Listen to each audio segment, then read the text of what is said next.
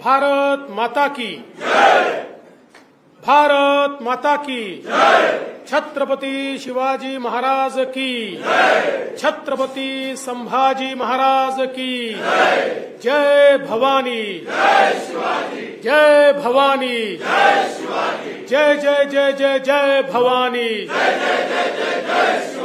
जय जय जय जय जय शिवाजी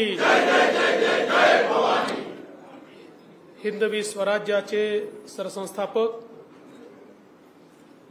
छत्रपती शिवरायांना मानाचा मुजरा करतो।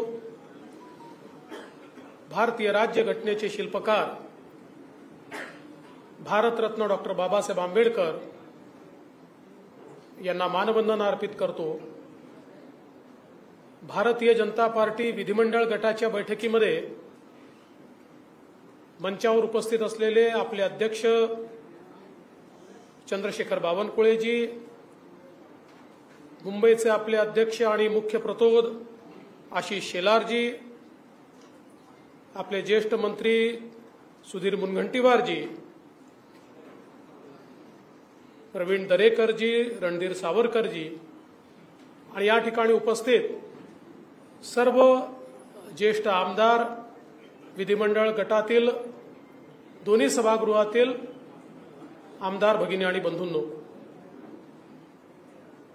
आज आपल्या विधिमंडळ गटाची ही बैठक निवडणुकीच्या पार्श्वभूमीवर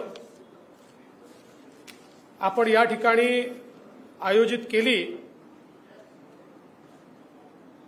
आणि ही बैठक आयोजित करताना एकीकडे आपल्या सगळ्यांच्या मनामध्ये प्रचंड आनंद देखील आहे।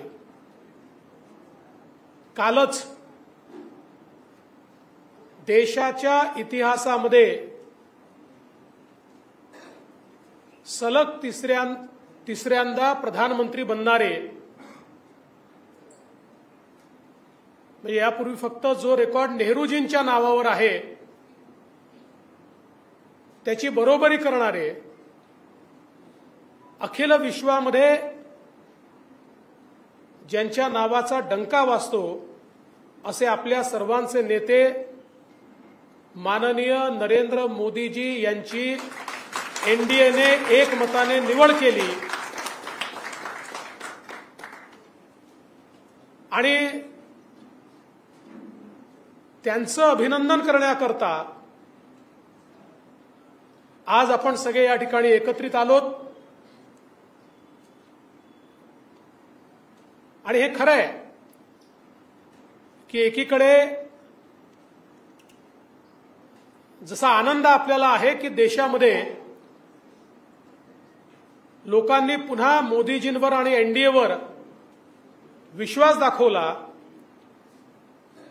त्याचवेळी निश्चितपणे आपल्या मनात ही सल देखील आहे की मोदीजींच्या यशामध्ये सिंहाचा वाटा 14 आणि 19 मध्ये आपला होता,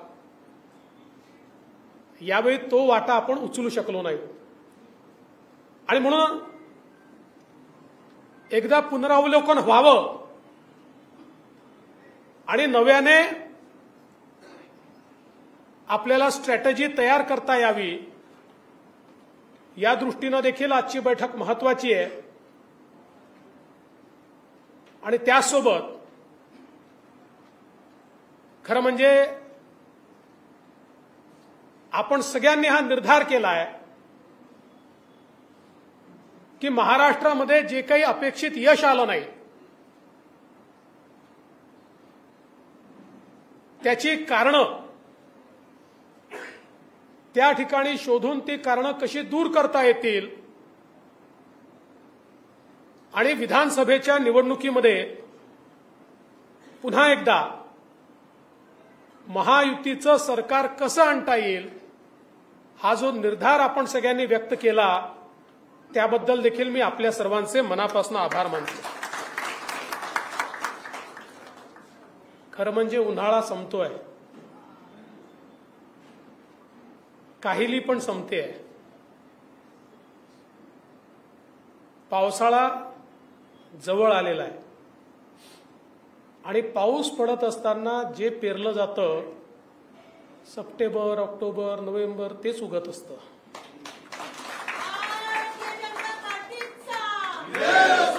त्यामुळे आता नव्याने पेरण्याची वेळ या ठिकाणी आली आहे. आपण सगळ्यांनी माझ्यावर विश्वास व्यक्त केला, मी आपला आभारी आहे. पण एकच गोष्ट आपल्याला सांगतो, यशाचे बाप अनेक असतात, पण अपयशातही अपयश ताकदीनं अंगावर घ्यायचं असतं, ते पचवायचं असतं आणि नवीन निर्धार करायचा असतो. आणि म्हणून या निवडणुकीमध्ये भारतीय जनता पक्षाचं नेतृत्व मी करत असल्यामुळे मी हे सांगितलं की हो, या अपयशाची जबाबदारी माझी आहे. कारण पक्षाने, आणि मी दोन्ही अध्यक्षांचं अभिनंदन करेन, बावनकुळेजी आणि आशिष शेलारजी, आणि पक्षाच्या कार्यकर्त्यांचं अभिनंदन करेल की आपण सगळ्यांनी अतिशय उत्तम काम या ठिकाणी केलं. केवळ पॉलिटिकल अर्थमॅटिकमध्ये आम्ही कुठेतरी कमी पडलो, आणि मी ते कसं पडलो हे सांगणार आहे. आणि त्याच वेळी मी जेव्हा हे सांगितलं की मला मोकळं करून काम करायची संधी द्या, त्यावेळी ते निराशेतून बोललो नाही. देवेंद्र फडणवीस हा पळणारा व्यक्ती नाही आहे, हा लढणारा व्यक्ती आहे. अरे आमची प्रेरणा काय आहे?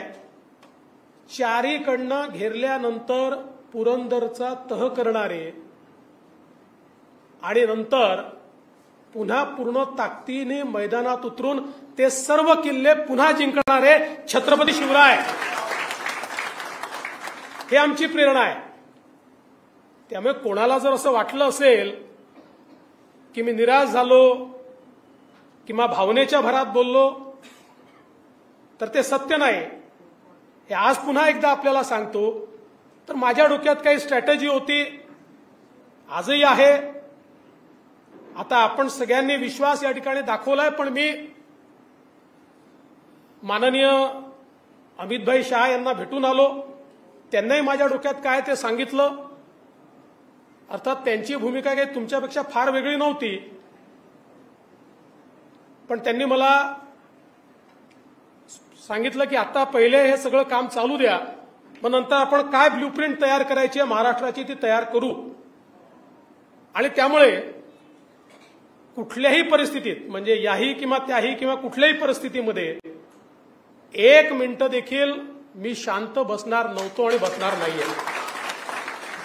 त्यामुळे आता हे निश्चित सांगतो की आता तर मी काम करतोच आहे आणि ते करणारच आहे.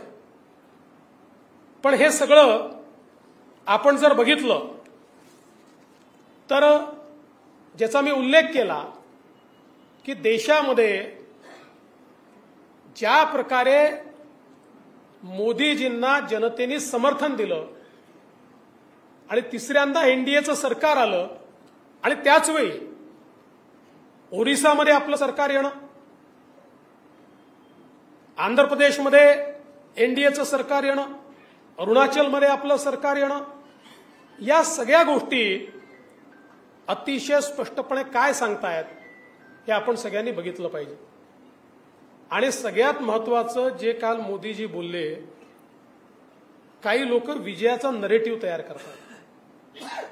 विजयाचा नरेटिव्ह तयार करणाऱ्याची बोलती एकाच वाक्याने बंद झाली की त्यांना 3 निवडणुका मिळून जेवढे सीट मिळाल्या त्यापेक्षा जास्त, म्हणजे 14ला, 19ला आणि 24ला 3 निवडणुका मिळून त्यांना जेवढ्या जागा मिळाल्या त्यापेक्षा जास्त जागा या एकाच निवडणुकीमध्ये देशामध्ये भारतीय जनता पक्षाला मिळाल्या.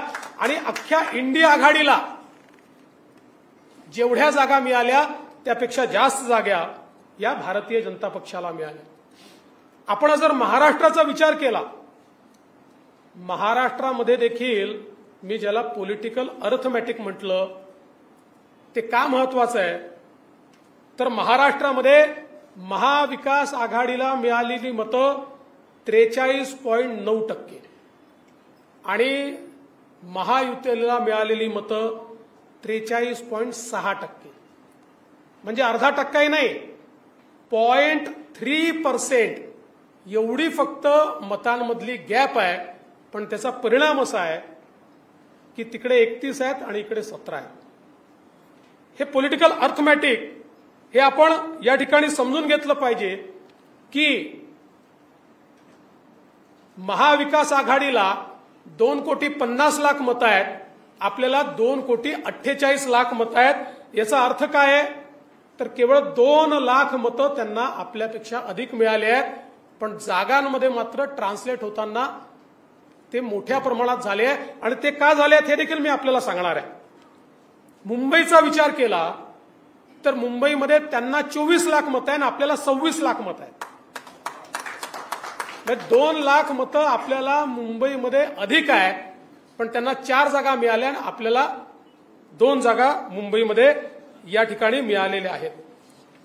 खरं म्हणजे याचं विश्लेषण जर आपण केलं, पहिली गोष्ट आपण केवळ 3 पक्षांशी लढत नव्हतो, आपण एका चौथ्या पक्षाशी लढत होतो आणि तो चौथा पक्ष होता खोटा नरेटिव्ह. ज्या नरेटिव्हला आपल्याला वाटलं या 3 पक्षांना रोखलं तर आपला विजय होईल, पण आपल्या लक्षात आलं नाही की चौथा पक्ष जो यांच्याकरता काम करतो आहे त्याला आपण रोखू शकत नाही किंवा रोखू शकलो नाही किंवा त्याची तयारीच आपण केली नाही. आणि मग आपण सगळ्यांनी बघितलं संविधान बदलणार, संविधान बदलणार, संविधान बदलणार हा विषय इतका खालपर्यंत गेला आणि त्या मनाने आपण त्याला इफेक्टिव्हली काउंटर केलं नाही. त्याचा इफेक्ट जेव्हा आपल्या लक्षात आला तेव्हा चौथी फेरी आली, चौथा टप्पा आला होता. आणि म्हणून तुम्ही बघा पहिल्या 3 टप्प्यांमध्ये 24 जागांमध्ये केवळ 4 जागा आहेत आपल्याला. आपल्या सगळ्या जागा या दुसऱ्या 24 जागांमध्ये आल्या. कारण मग आपण इफेक्टिव्हली आपल्याला लक्षात आलं की हे खोटं बोलतायत पण ते पर्क्युलेट होत आहे. कुठेतरी सामान्य माणसाला असं वाटतंय की खरंच घडेल का बाबा, मग मोदीजी तर येणारच आहे, मग आता आपण थोडं सेफ का राहू नये. अशा प्रकारे विशेषतः दलित समाजामध्ये, आदिवासी समाजामध्ये हा नरेटिव्ह हा मोठ्या प्रमाणात या ठिकाणी तयार झाला. पण एक गोष्ट लक्षात ठेवली पाहिजे की असा जरी नरेटिव्ह तयार झाला तरी हा नरेटिव्ह एखादी निवडणूक चालतो, पुढच्या निवडणुकीत तो चालत नाही. कुठल्याही खोट्या मुद्द्याची ताकद ही एका निवडणुकीपुरतं असते, त्याच्यानंतर त्याची ताकद ही 50, 60, 75% कमी होते आणि आपण ती 100% कमी करू शकतो. या संदर्भात योग्य कारवाई आपण करू. आणि मला विश्वास आहे कालच माननीय मोदीजींनी आणि मागच्याही काळात जेव्हा जेव्हा मोदीजी पंतप्रधान झाले, मोदीजींनी पहिलं काम जर काही केलं असेल तर नेता निवडीच्या आधी संविधानाची पूजा केली आहे. कालही मोदीजींनी संविधानाची पूजा केली आणि मोदीजींनी सांगितलं भारताचं संविधान हे माझ्याकरता सगळ्यात महत्वाचं आहे. आणि आता संविधानाला 75 वर्ष पूर्ण होत आहेत, त्यामुळे पुढचं 1 वर्ष भारताच्या संविधानाचा महोत्सव हा या देशामध्ये निश्चितपणे या ठिकाणी साजरा केला जाणार आहे. हे माननीय मोदीजींनी आपल्याला सांगितलं. दुसरा नरेटिव्ह काय तयार झाला, पक्ष फोडाफोडी वगैरे, त्याच्यावरही पुढे सांगतो, आकडेवारीतनं सांगतो. खरं म्हणजे ते सत्य नाही आहे. उलट जर त्यांच्या यशाचं आपण डिसेक्शन केलं तर त्यांना कुठे मतं मिळाली आणि कुठे नाही मिळाली यातनंच हा नरेटिव्ह किती फोल आहे हे आपल्या लक्षात निश्चितपणे येईल. त्यासोबत विशेषतः मराठवाड्यामध्ये खरं म्हणजे मला अतिशय आश्चर्य वाटलं. नरेटिव्ह तयार केला मराठा समाजात. आता बघा ही देखील आश्चर्य आहे की नाही, मराठा समाजाला दोन्ही वेळी आरक्षण आपण दिलं. मराठा समाजामध्ये त्या ठिकाणी सारथी सारखी संस्था असेल, अण्णासाहेब पाटील आर्थिक विकास महामंडळ असेल, फी सवलतीची योजना असेल, हॉस्टेलची योजना असेल, स्वाधारची योजना असेल, या सगळ्या गोष्टी या आपल्याच काळात झाल्या. आणि असं सांगितलं जातं आपल्याला की मराठा समाजाचा फटका पडला आणि ज्यांनी 1980 पासनं मराठा आरक्षणाला विरोध केला, 80 पासनं ज्यांनी मराठा आरक्षणाला विरोध केला, त्यांच्या पडल्यात मतं गेली, त्यांच्याकडे मतं गेली. याचा अर्थ काय? याचा अर्थ एवढाच आहे की हे पण टिकणार नाहीये, हाही बुद्धिबळ टिकणार नाहीये. हा जो काही नरेटिव्ह तयार करण्याचा प्रयत्न झाला आणि काही प्रमाणात यशस्वी झाले, फार मोठ्या प्रमाणात झाले असं नाही, कारण मोठ्या प्रमाणात जर यशस्वी झाले असते तर 43% मतं भाजपला मिळाले नसते. हा आपला जो मतदार आहे तो जर सगळा गेला असता तर 44% मतं आपल्याला मिळाले नसते. किंवा एकूण जर आपण 2019च्या मतांशी भाजपाचंच कंपॅरिझन केलं तर आत्ताच बावनकुळे साहेबांनी सांगितलं की आपले प्रत्यक्ष मतं हे त्यापेक्षा वाढले आहे आणि टक्केवारीचा विचार केला तर 1% आपले कमी झाले. त्यापेक्षा जास्त मतं आपले 2019 पेक्षा कमी झालेले नाही. त्यामुळे हे जे काही नरेटिव्ह या ठिकाणी तयार करण्यात आले, मग एक नरेटिव्ह तयार केला की महाराष्ट्रातले उद्योग पळवले. खरं म्हणजे प्रत्यक्ष आकडेवारी जर आपण बघितली तर 2022-23ला आणि 2023-24ला दोन्ही आपल्या काळामध्ये महाराष्ट्र आपण इन्व्हेस्टमेंटमध्ये पहिल्या क्रमांकावर आणला. उद्धव ठाकरेंच्या काळामध्ये महाराष्ट्र हा खाली होता. उद्धव ठाकरेंच्या काळात गुजरात आणि त्यानंतर कर्नाटक क्रमांक 1 वर होतं. यावर्षी तर आपण अशी अवस्था आणली, गुजरात, कर्नाटक, दिल्ली यांची एकत्रित बेरीज केली तरी त्यापेक्षा जास्त इन्व्हेस्टमेंट ही महाराष्ट्रात आली आहे. आता गुजरात आमच्याशी कॉम्पिटिशन देखील करू शकत नाही. असं असताना नरेटिव्ह रोज खोटं बोलायचं आणि रोज सांगायचं उद्योग पळवले, उद्योग पळवले, उद्योग पळवले. आता ही जी आकडेवारी आहे हीच आकडेवारी सांगते की जर उद्योग पळाले असते तर गुजरातच्या दुप्पट आणि गुजरात, कर्नाटक, दिल्ली यांच्यापेक्षा एकत्रितपेक्षा जास्त उद्योग आणि इन्व्हेस्टमेंट ही आपल्याकडे कशी आली असती. मग एक या ठिकाणी नरेटिव्ह तयार केला की उद्धव ठाकरेंना फार सहानुभूती आहे. मग उद्धव ठाकरेंना जर सहानुभूती होती तर कुठे दिसायला पाहिजे होती? मुंबई आणि कोकणमध्ये दिसायला पाहिजे होती ना. ठाण्यापासनं तर कोकणच्या शेवटच्या टोकापर्यंत उद्धव ठाकरेंची एकही जागा नाही. उबाठाला एकही जागा मिळालेली नाही. कोकणात उबाठा नाही, ठाणे जिल्ह्यात उबाठा नाही, पालघर जिल्ह्यात उबाठा नाही, रत्नागिरी, सिंधुदुर्ग, रायगड, ठाणे आणि पालघर यात उबाठाला एकही जागा मिळालेली नाही. आणि आपल्याला माहिती आहे मुंबईच्या जागा ज्या मिळाल्या त्या कोणाच्या भरोश्यावर मिळाल्या? मराठी माणसांनी मत दिलं नाही यांना. कारण सांगतो मराठी माणसांनी वोट दिलं असतं तर दक्षिण मुंबईमध्ये, वरळीमध्ये, जिथे आदित्य ठाकरेंची कॉन्स्टिट्युएन्सी आहे, फक्त 6000 मतांचा लीड आहे. मराठी माणसांनी मतदान जर त्या ठिकाणी केलं असतं तर शिवडीमध्ये यांनी 30, 35, 40,000 मतांची लीड घ्यायला हवी होती. जर मराठी माणसांनी मतदान त्यांना केलं असतं तर ईशान्य मुंबईमध्ये विक्रोळी आणि भांडूप पिऊन 60,000 मतांचा लीड त्यांनी घ्यायला पाहिजे होता. नाही घेऊ शकले. 7 आणि 8 हजारावर त्या ठिकाणी थांबले. याचा अर्थ मराठी माणूस त्यांच्यासोबत गेला नाही. पॉलिटिकल अर्थमॅटिकमध्ये त्यांनी केवळ एका विशिष्ट समाजाच्या मतांवर, काही जागांवर एखाद्या विधानसभेमध्ये इतकी प्रचंड आघाडी घेतली की त्याच्या आधारावर त्यांना निवडून येता आलं. आणि मगाशी नितेश म्हणाले खरं आहे, त्यांनी त्याची कबुली पण दिली.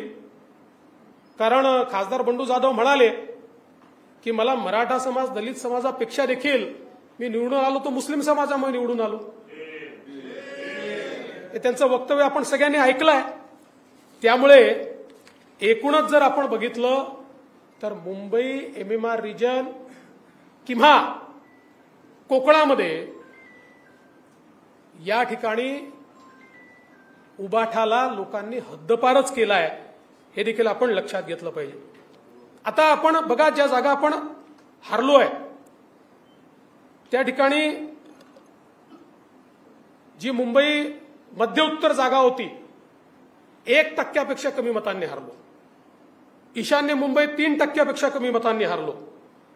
अमरावती सारख्या जागा 3% कमी मतांनी हारलो. भिवंडी, आता या सगळ्या जागांचं किंवा आपण जर धुळ्याची जागा बघितली, या सगळ्या जागांचं म्हणजे आम्ही उदाहरणादाखल सांगतोय, या सगळ्या जागांचं विश्लेषण केल्यानंतर हे जे 1%, 1.5%, 2% आपण हारलोय, हे कुठून हारलोय? आपला मतदार गेला नाही, ऍडिशनल मतदार आपल्याकडे आलेला आहे, पण हे कुठून हारलो हे आता आपल्या सगळ्यांच्या निश्चितपणे या ठिकाणी लक्षात आलं असेल. त्यामुळे आपल्याला खूप जास्त सांगण्याची आवश्यकता आहे असं मला वाटत नाही. आपण बघितलं धुळ्यासारखी जागा, धुळ्यासारख्या जागेवर मालेगाव मध्यमध्ये 1,94,000चा लीड मिळाला. 1,98,000 मतदान झालं, त्यातले 4,000 मतं आपल्याला आणि 1,94,000 त्यांना. इतर 5 मतदारसंघातनं आपण 1,90,000चं लीड घेतलं आणि 3-4,000 मतांनी ही सीट या ठिकाणी हारलो.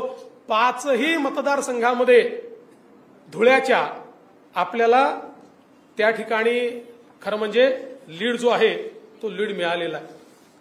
आणि म्हणून मी पॉलिटिकल अर्थमॅटिक जे सांगितलं, 11 जागा भाजपच्या अशा 11 जागा की ज्या 5%पेक्षा कमी मतांनी आपण हारलो, ज्याच्यामध्ये धुळे आहे, नगर आहे, अमरावती आहे, भंडारा गोंदिया आहे, नांदेड आहे, लातूर आहे, भिवंडी आहे, मुंबई नॉर्थ ईस्ट आहे, मुंबई नॉर्थ सेंट्रल आहे, नगर आहे, बीड आहे. 1%, 2%, 3% अशा हारलेल्या 11 जागा आहेत की ज्यामध्ये आपण या ठिकाणी हारलेलो आहोत. हे सगळं होत असताना एक गोष्ट अजून महत्वाची लक्षात घेतली पाहिजे. ज्या पॉलिटिकल अर्थमॅटिकचा मी उल्लेख या ठिकाणी केला की जर त्यांना 31 जागा मिळाल्या तर ते विधानसभेत रिफ्लेक्ट व्हायला पाहिजे होतं. विधानसभेमध्ये महायुतीला 130 जागांवर आघाडी आहे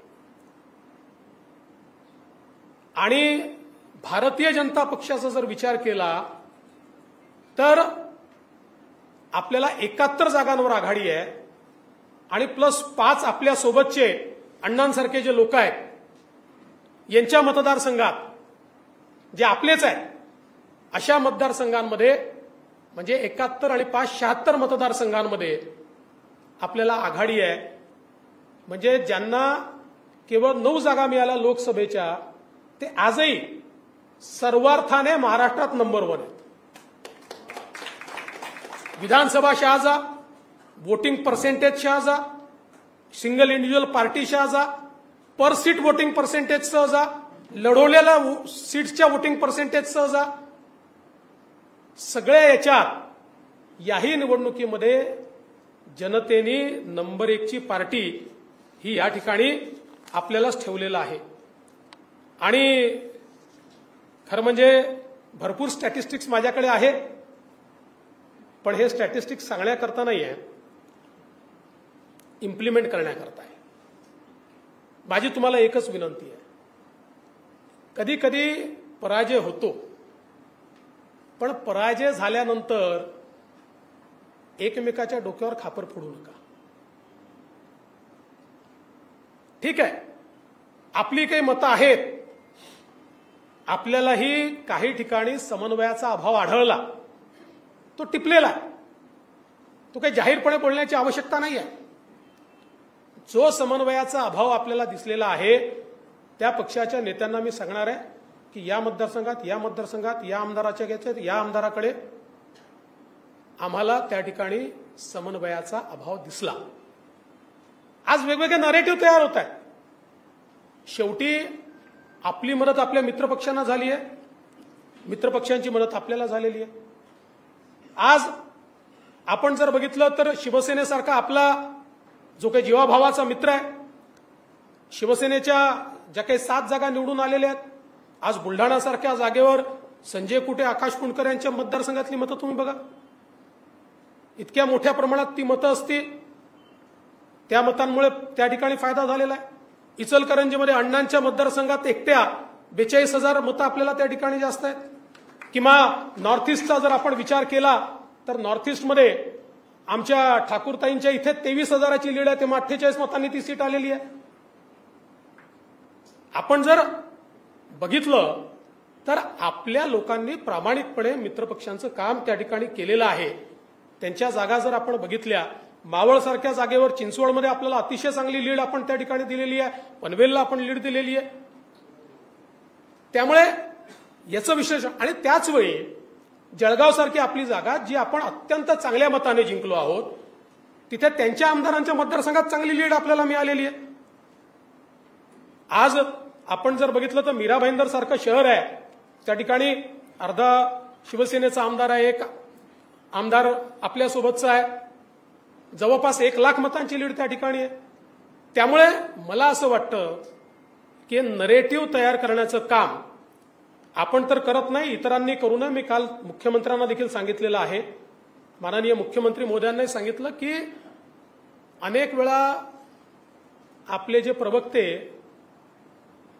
बोलतात, तुमचे आमचे, मी नितेश राणेंनाही बोललो आहे की बरेच वेळा प्रवक्ते जे बोलतात ते जरा समजून उमजून बोललं पाहिजे. आता ही वेळ उणे दुणे जाहीरपणे काढण्याची नाही आहे. आज आपण बघितलं असेल तर राष्ट्रवादी काँग्रेसचे तटकरे जी निवडून आले, पेणसारख्या आपल्या मतदारसंघामध्ये अतिशय चांगली मतं त्या ठिकाणी मिळाली. इमानदारीने सगळ्यांनी काम केलं. त्यामुळे एकमेकाला सोबत घेऊन चालणं हे अत्यंत महत्वाचं आहे. आणि म्हणून माझी अपेक्षा ही आहे की भारतीय जनता पक्षातर्फेही, आणि मी काल आम्ही बसलो होतो त्यावेळेस माननीय मुख्यमंत्री महोदयांनाही सांगितलं आणि अजितदादांनाही सांगितलं की आता वेगवेगळे विश्लेषण करू नका. आता एका सुरात सगळ्यांनी बोललं पाहिजे. आहे ना, सगळ्यांच्या काही ना काही तक्रारी आहे, त्या तक्रारी नेत्यांनी समजून घेतल्या पाहिजेत. आता बाहेरचं कशाला, आपल्याच मतदारसंघामध्ये ईशान्य मुंबईमध्ये 2 दिवसात 2 न्यूज आल्या. एक दिवस न्यूज आली मीरकोटेच्या कसे पडले, कोणी काम नाही केलं. मग दुसऱ्या दिवशी न्यूज आली दुसऱ्यांनी कसं काम नाही केलं.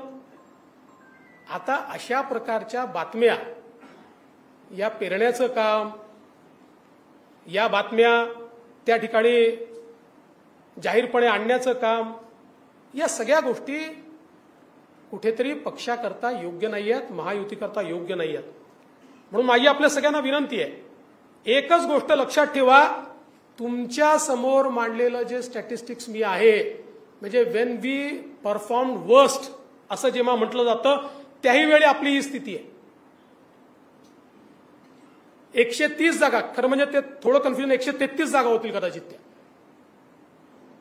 म्हणजे अशाही परिस्थितीमध्ये आम्ही इतक्या जागांवर जर पुढे आहोत तर विधानसभेमध्ये हे बदलणं कठीण नाही आहे. कारण मी सांगितलं, खोट्या नरेटिव्हची जी काही लाईफ असते ती संपली आहे. ताकदीनं आपण पुढे गेलो तर मला विश्वास आहे, 100% विश्वास आहे की या विधानसभेमध्ये किती मतांचा फरक करायचा आहे, 3-3.5% मतं. 51% करता 3-3.5% मतांचा फरक करायचा आहे. सगळ्यांनी ताकद लावली तर आपली ताकद नाही का 3-3.5% मतं बदलवायची. मी तुम्हाला सांगू, 3-3.5% नाही, जे काही पॉलिटिकल अर्थमॅटिक आहे 1.5% मतं अजून आपली मतं जी लोकसभेत मिळाली ती कायम ठेवून 1.5% मतं अधिक मिळवली तरी आपण विधानसभा स्वीप करू. आणि म्हणून मला असं वाटतं, एकीकडे हा आनंद निश्चित आपण मनवला पाहिजे की माननीय मोदीजी देशाचे तिसऱ्यांदा प्रधानमंत्री होत आहेत आणि काल त्यांनी सांगितलं आहे पहिले 10 वर्ष हा ट्रेलर होता, असली पिक्चर अभी बाकी आहे. आणि मला विश्वास आहे की आपण सगळे पूर्ण ताकदीने मैदानात उतरू, आपल्या मित्रांना घेऊन मैदानात उतरू. माननीय मुख्यमंत्री एकनाथराव शिंदेजी असतील, अजितदादा असतील, सगळे मिळून मैदानात उतरू आणि पुन्हा एकदा मैदान फत्ते करू, हा मला विश्वास आहे. आपण सगळ्यांनी मिळून जो विश्वास माझ्यावर दाखवला, मी त्याबद्दल आपल्या सगळ्यांचे आभार मानतो.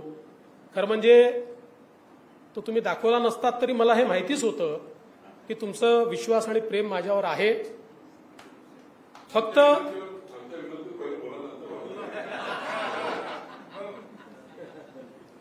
ते सगळं असं आहे की भारतीय जनता पार्टी एक आपली प्रक्रिया आहे, योग्य वेळी योग्य गोष्टी करू. आज मी तुम्हाला एवढं नक्की सांगतो की मी ज्या दिवशी निवडणूक संपली त्याच्या दुसऱ्या दिवशी कामाला लागलेलो आहे